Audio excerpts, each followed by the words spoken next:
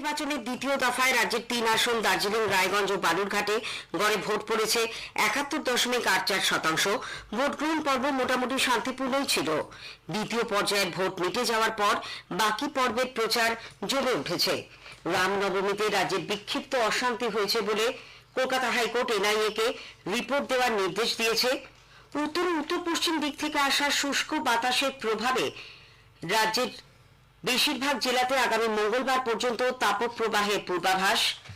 Eden গার্ডেন্সে IPL ক্রিকেটের ম্যাচে Punjab Kings 8 উইকেটে কলকাতা নাইট রাইডার্সকে হারিয়ে টি20 ক্রিকেটের ইতিহাসে সবচেয়ে বেশি রান তাড়া করে জয়ের নজির করেছে।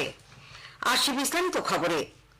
লোকসভা নির্বাচনের দ্বিতীয় দফায় রাজ্যের 3 আসন দার্জিলিং, রায়গঞ্জ ও বালুরঘাটে গড়ে ভোট পড়েছে ৭১.৮৪%। নির্বাচন কমিশনের সর্বশেষ পরিসংখ্যান অনুযায়ী দার্জিলিং এ প্রায় ৭৩, বালুরঘাটে ৭২.৩০ এবং রায়গঞ্জে ৭১.৮৭% ভোট পড়েছে। মুখ্য নির্বাচনী আধিকারিক আরিজ আফতাব জানিয়েছেন, ভোট গ্রহণ পর্ব মোটামুটি শান্তিপূর্ণই ছিল। বড় ধরনের কোনো অপ্রীতিকর ঘটনা ঘটেনি।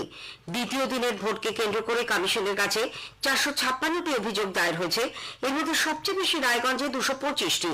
এছাড়া বালুরঘাটে 149 ও দার্জিলিং এ 82টি অভিযোগ জমা পড়েছে। এর বেশিরভাগেরই নিষ্পত্তি হয়েছে বলে তিনি জানান। মুখ্য নির্বাচনী আধিকারিক আরো জানান, দার্জিলিং এর বিজেপি প্রার্থী চোপড়ার 3টি বুথে আবার ভোট নেওয়ার দাবি জানিয়েছেন, তবে সে ব্যাপারে স্ক্রুটিনির পরেই সিদ্ধান্ত নেওয়া হবে। এদিকে দ্বিতীয় পর্যায়ের ভোট মিটে যাওয়ার পর বাকি পর্বের প্রচার জমে উঠেছে। তৃণমূল কংগ্রেস নেত্রী মুখ্যমন্ত্রী মমতা ব্যানার্জি আজ আসানসোলে 2টি জনসভা করবেন। ওই আসনে তৃণমূল কংগ্রেস প্রার্থীর হয়ে প্রচার কুলটিতে ও উষাগ্রাম বয়েজ স্কুলের মাঠে 2টি সভা করবেন তিনি। তৃণমূল কংগ্রেসের সাধারণ সম্পাদক অভিষেক বন্দ্যোপাধ্যায় আজ পূর্ব বর্ধমান ও বীরভূমে ভোটের প্রচারে অংশ নেবেন। তার প্রথম সভাটি হবে পূর্ব বর্ধমানে জামালপুরে। দুবরাজপুরে তার আরেকটি জনসভা করার কথা। এদিকে তৃণমূল কংগ্রেস নেতা ফিরহাদ হাকিম আজ মালদার রতুয়া ও পুকুরিয়ায় 2টি জনসভা করবেন। অন্যদিকে রাজ্যের বিরোধী দলনেতা শুভেন্দু অধিকারী আজ দলীয় প্রার্থী অভিজিৎ গঙ্গোপাধ্যায়ের সমর্থনে তমলুক ও মহিষাদলে 2টি মিছিল করবেন। ডোমকলে সিপিআইএম প্রার্থী মোহাম্মদ সেলিমের সমর্থনে এক সমাবেশে ভাষণ দেবেন প্রদেশ কংগ্রেস সভাপতি অধীর রঞ্জন চৌধুরী। কলকাতায় আজ বামেদের 2টি মিছিল রয়েছে। প্রথমটি দক্ষিণ কলকাতায় সিপিআইএম প্রার্থী সাইরা শাহ হালিমের সমর্থনে, যাদবপুরে সিপিআইএম প্রার্থী সৃজন ভট্টাচার্যের সমর্থনে দ্বিতীয়টি। 2টি মিছিলেই থাকবেন সিপিআইএম পলিট ব্যুরোর সদস্য বৃন্দা কারাত, থাকবেন ছাত্র নেত্রী ঐশী ঘোষও। সিপিআইএম রাজ্য সম্পাদক মোহাম্মদ সেলিম মুর্শিদাবাদের ডোমকল, মিয়ার বাগান সহ বিভিন্ন প্রচারে যোগ দেবেন। লোকসভা নির্বাচনের প্রাক্কালে দলীয় কার্যালয় দখলকে কেন্দ্র করে রেলনগরী খড়গপুরে গতকাল মধ্যরাত অবধি বিজেপি ও তৃণমূল কংগ্রেসের মধ্যে উত্তেজনা ছড়ায়। গত সন্ধ্যায় বিরোধী দলনেতা শুভেন্দু অধিকারীর হাত ধরে খড়গপুর পুরসভার 32 নম্বর ওয়ার্ডের কাউন্সিলর মুকেশ তৃণমূল কংগ্রেস থেকে পুনরায় বিজেপিতে ফিরে যান। 2022 সালের পুর নির্বাচনে বিজেপির টিকিটে জেতার পর মুকেশ তৃণমূল কংগ্রেসে যোগ দিয়েছিলেন।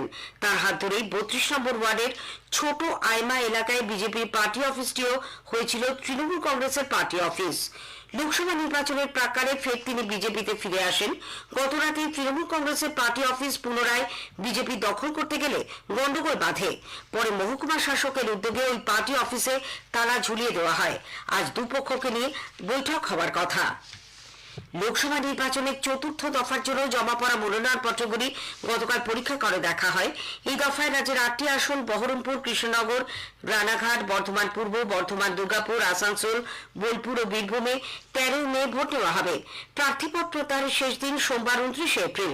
নদিয়ার রানাঘাট তপশিলি সংরক্ষিত আসনে গতকাল স্ক্রুটিনির সময় একটি মনোনয়নপত্র বাতিল হয়েছে। এদিকে পঞ্চম পর্যায়ের জন্য বিজ্ঞপ্তি জারির মধ্যে দিয়ে মনোনয়নপত্র দাখিলের কাজ শুরু হয়েছে।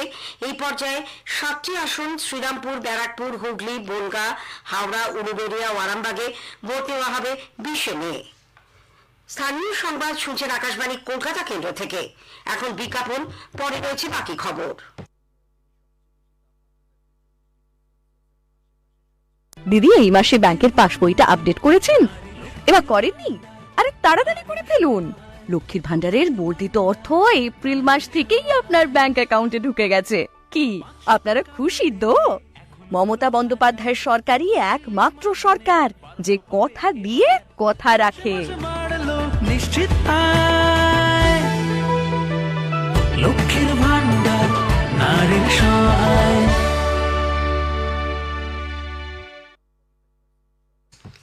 ফিরে এলাম স্থানীয় সংবাদে। রামনবমীতে রাজ্যে বিক্ষিপ্ত অশান্তি হয়েছে বলে কলকাতা হাইকোর্ট রিপোর্ট দিয়ে জানিয়েছে সিআইডি ও রাজ্য পুলিশ। প্রধান বিচারপতি টি.এস. শিবগানম এবং বিচারপতি হিরণময় ভট্টাচার্যের ডিভিশন বেঞ্চে পৃথকভাবে রিপোর্ট জমা দিয়েছেন মুর্শিদাবাদের পুলিশ সুপার ও সিআইডিও। এরপর এনআইএ-কে একটি রিপোর্ট দেওয়ার জন্য নির্দেশ দিয়েছে হাইকোর্ট। রাজ্য সরকারের রিপোর্টে বিক্ষিপ্ত অশান্তি ও বোমাবাজির কথা স্বীকার করা হলেও তদন্তে গুরুত্বপূর্ণ কিছু উঠে আসেনি বলে জানানো হয়েছে।